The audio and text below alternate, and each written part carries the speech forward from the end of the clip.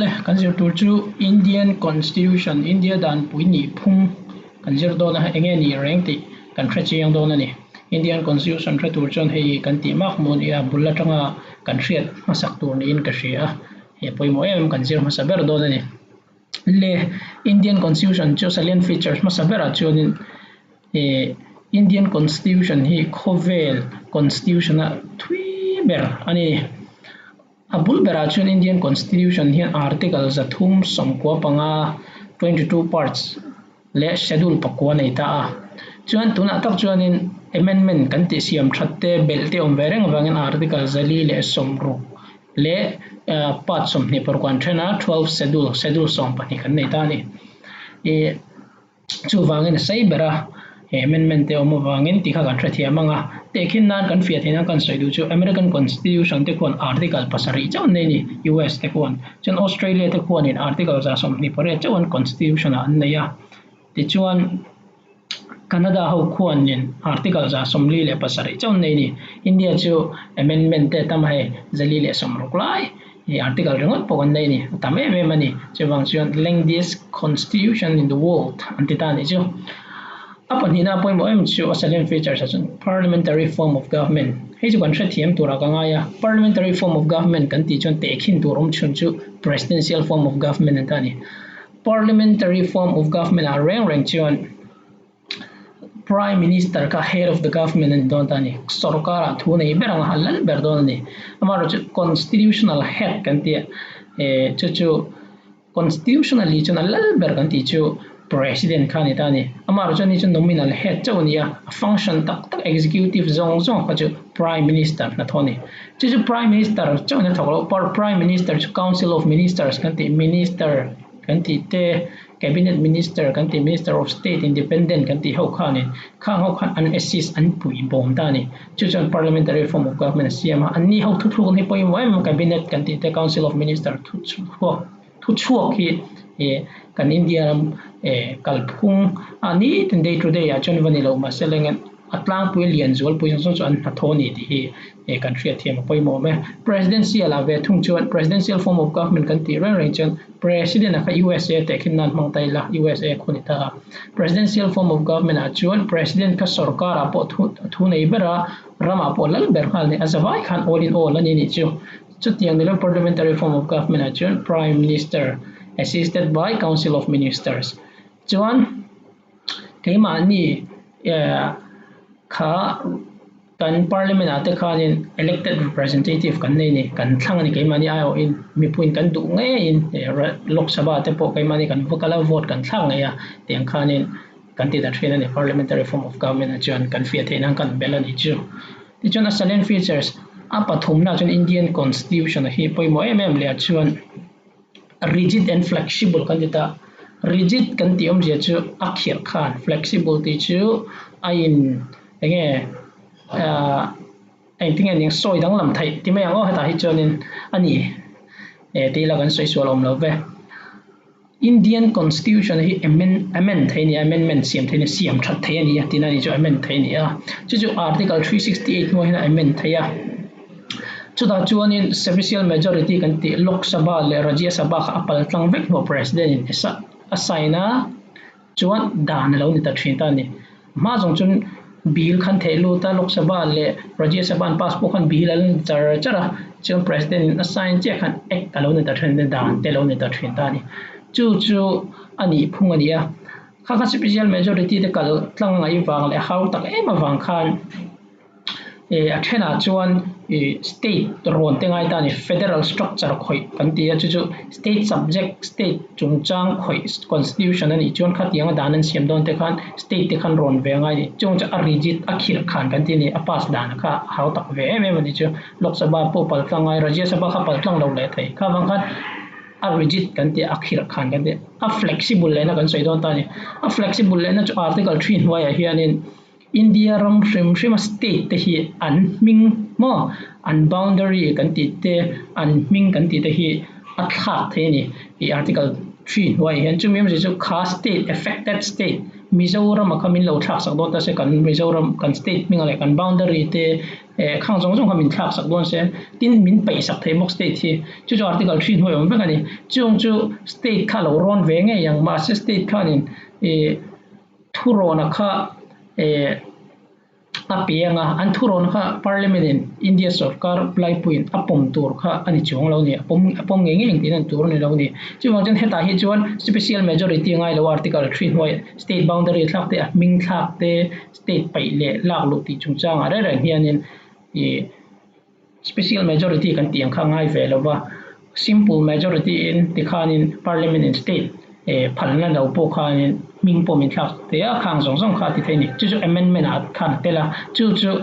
a flexible nan ta ni article 3 no hian chu flexible kan ti na ni chu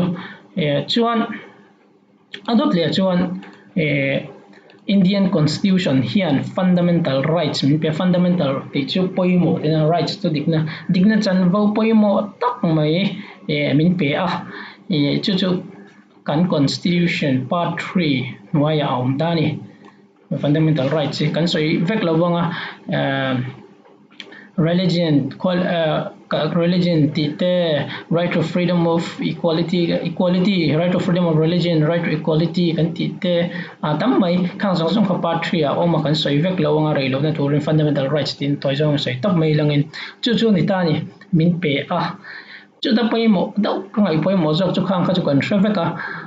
chu da pai mo em ka ti chu hemi SC ka ti hi Supreme Court tin ta ni article 32 an ta fundamental rights no ya oma constitutional remedies kan ti khan ta ni article 32 hi chumi omzia chu kan fundamental rights kan rights sang constitution in min pek khamin lo bo chiat sakta se sarkar ine mo mi mal min bo chiat sakta se Supreme Court a direct in article 32 hoi hin kan kal thei ta ni direct in appeal te kan thei kan kal thei ta ni chuan Supreme Court in writ sang ani ta writ of mandamus kan ti te writ of habeas corpus kan ti te writ of prohibition kan ti te anei ta ni chung mang chuan in article 32 mang kha kan har sat na te violate ni na te kha khang Supreme Court ta direct in article 32 hoi kan kalanga tiang khanin kan soi thei ni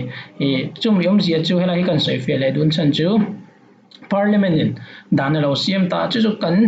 constitution kal ten ron siam ta se kan rights bo se jong ten danlo siam ta se state sarkar ne mo central sarkar en chu ta tak chunin kan rights na violate ni kan tianga article 32 no in Supreme Court kan kalanga Supreme Court in constitutional bench alo dinanga an enang kha an dan siam ko constitutional kal ani mo dan kalani chun unconstitutionality mon na len void tin puang don ni chu chan dan lo angani le me don ni chu ta ka chu judicial review kan ti te po khania article 32 hi poimo ni chu mi ang che chuanin article 226 why hen high court kan pan vele thei thoni Supreme Court chau ni lovin khami thau ka fundamental rights min bo che sak chun kan kal thei ni he poimo ani he mi te pani hi kan ti ni chu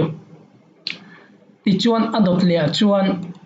poimo do chu directive principles of state policy kan ti ta directive principles of state policy mo hey hi part 4 a oma non-justiciable kan ti dani non-justiciable kan ti omzia chu directive principles of state policy hi article 36 atang 51 in karami hi part 4 mi hi lo bo chia in sarkari lo bo chin la hlen lo ma selangin ko ta kal thelo chu bangin non justiciable te ni engma thuthluk na ko te na siam thailo non justiciable ani ni omzia chu fundamental rights chu abo chia chu ko ta kan kal thei kan ti ni chu justiciable an ta ni amaro chu fundamental directive principles of state policy chu akal thailo directive principles of state policy omzia tak chu constitution in part 4 ho hian India ram local government panchayati raj kan tiamo state government kan tiamo central sarkar in dana siam don rangin directive principles mil hian siam ni se tin direction apek na ni chumem je chu khwale tui thatna tur tan tam taka asia ka soivek sen ni lo directive principles of state policy in hoi hian in kha kha azom tur sang sang ka direction ma NTR na kong ko mo na chang ni directive principles of state policy he alo ti lo ni point chu ko ta kal pui thelo non justiciable ani ti kha kan soifia bo ni e chuan kan hriat le tur chu parukna chon asalian features parukna chon federation with strong center ti hin tani federation with strong center chu mem je chu kan soi fianga federation with strong center kan ti chon India ram chu federal country kan ni tani federal kan ti chuan central state kan omta chu ta chuan in thu nei na kan in sem sai tani federation chon state in ati tur relations a chuan subject sang dana siam thei kha kan in sem ta union parliament in dana siam thei kha 99 subjects velan ta chong kai ni khan 66 velan ta ni chu subjects kha kan in thren sang ta ni chu ta chuan in thren sang vek ni si khan thu nei na kha federation with strong centralized tendency ti chu center kha thu nei na zo kha tam zo ka nei ta ni chang chuan chang lo pon nei tam hrim hrim ma se an chak zok tin an chon nei tam zok thu nei na emergency pon nei ten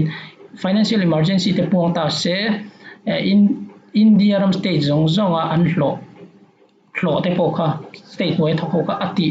niam sak thaya financial emergency noi ate chuan an bill pass reng po kha president phalna lo chuan in money bill kan ti te finance bill ti te kha president phalna lo chuan an pass theme me to don lo ta ni chung zong zong ate tin tam mai state सरकारीन इंडिया सरकारीन international agreement siam don te khanin kha state kha effect do ta se state in lo dang thelo chi sang rang om soi turatam governor appoint chungchang aponi se state in thu nei lo phrim phrim chung tiang zel chonin atamani chu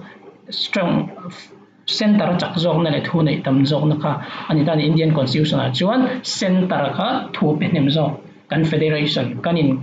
thu nei na kan sem za ya khan central thu nei na pe tam zo tin kan soila a ol sam berang ikha thau me chon adult franchise kan tia chu mem je chu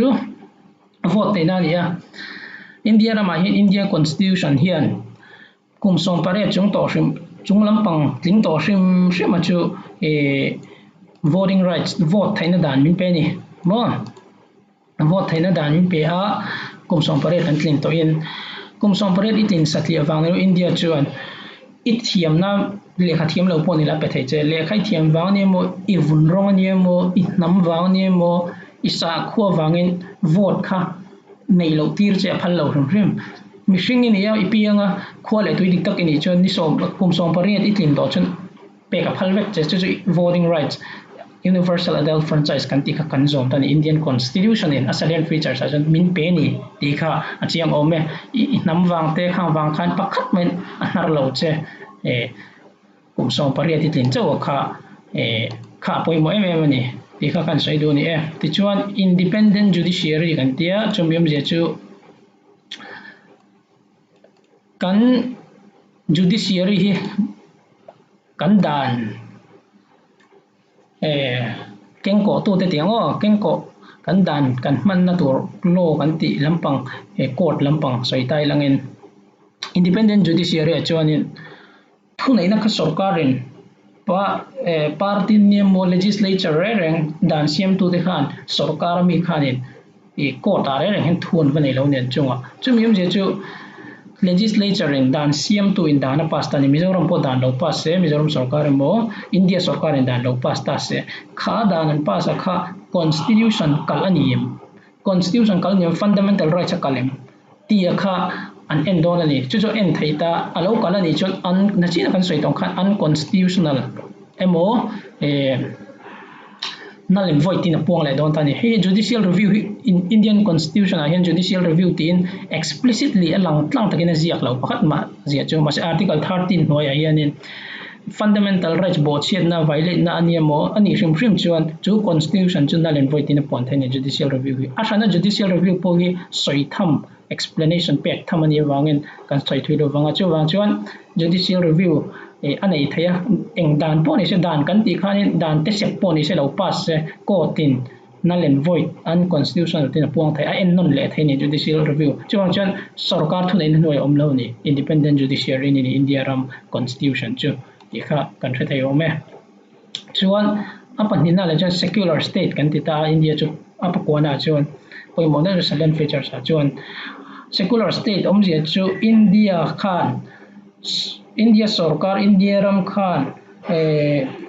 sa khoti big kanai lo sa khua hei hi official sa khua India sa khua ni tin pombi kan tu sa khua po article 25 to 28 hoi han an shil thaya an puang chuak thaya an be thei bok ani ama ro chu krisel na te ti che thei jong emo ni lo dawin public order ti boi jong te khan ani chuang lo ama ro chu khang piang jong khan du to kin sa khuan be thaya India chu secular kan ti thin chuan sa kho zalen na ram ti la kan soi so lom lo ve chu all sam theng ben rei lo nan ni ta se chuan atop nei chuan pa som na single citizenship kan te single citizenship chu khwale tu ni hi single in India ram chuan Indian constitution hnuai chuan Mizoram po cheng la Mizoram citizenship nei lo Indian citizenship kan nei ve kan ni single in India ti min phone com kan ni amar chu US kan ti ate chuan an state California lo om ta la California state California citizenship nei nga US citizenship a shanin nei don dual citizenship ani chu kai ni chu single citizenship India noi chau kan om India topin ti kha soi fia le bo ni te chuan som pakhat na hian fundamental duties tia fundamental duties si 42nd Amendment Act 1976 an thuna ni a hei Japan atanga kan la kan ya Japan constitution tang chuan duty sang ti tur oma som ta hian an siama 42nd Amendment Act a hian duty som la in siama chu chi sang ani atia soi thaila lara chuanin ram national anthem zate constitution zate choi kan te freedom struggle hun lai mi te ngai san le choi kan te unity in pum khat na te lung rol na te common brotherhood kan ti ho song ka choi kan te ni tama chuan asom pakhat na anlo bela 86 amendment act 2002 chu hi apoi mo na chu nu le pa in fa te kum ru ka tang kum som pali in kar kha free and compulsory education a thonin le kal nge tur school kal nge tur education zirna dong nge tur te ni wangin nu le panei lo te po